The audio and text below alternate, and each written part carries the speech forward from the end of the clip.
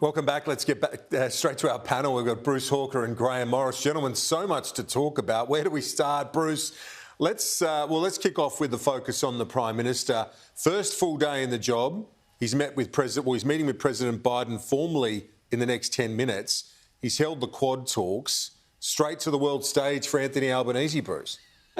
Pretty good start for anyone, I think, to their Prime Ministership, Kieran.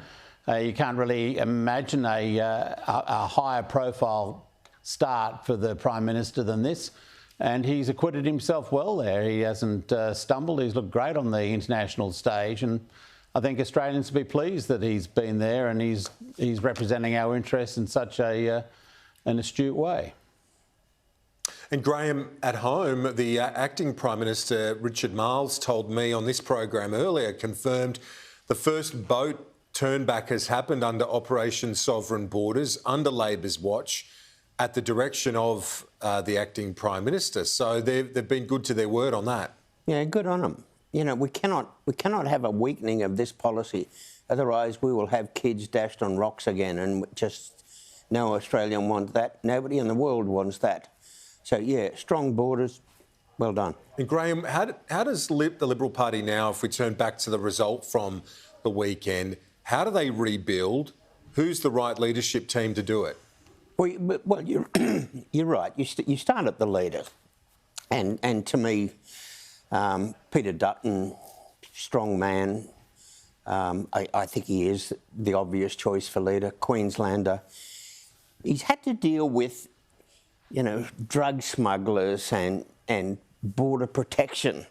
And people say, you know, why doesn't he smile? Well, Kieran, I'll bet you couldn't do stories on drug smuggling and kids dying on rocks and whatnot from leaky boats and keep smiling. But when you're a leader, because he will be dealing with different types of things, you'll see a slightly different fellow because he's dealing with different things. But he's still going to be a strong man. You need a strong leader. I think that one of the interesting ones is the deputy leader.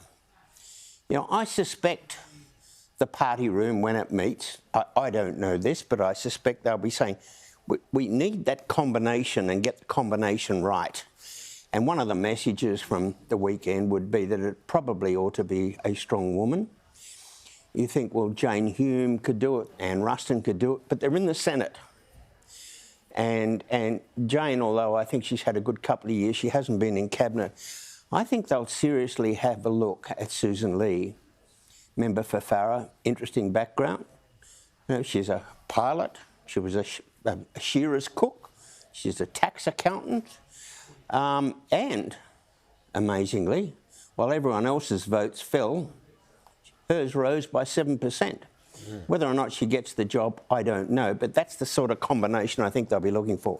Yeah, it's someone who can lift the vote by 7% would be welcome, you would imagine, for the Liberals if she can do it more broadly. But it is an enormous challenge, isn't it, Bruce, for whoever takes on that job. Having, you know, all three of us have been around this game for long enough to know that the opposition leader after an election, it's not really often the most sought-after gig, is it?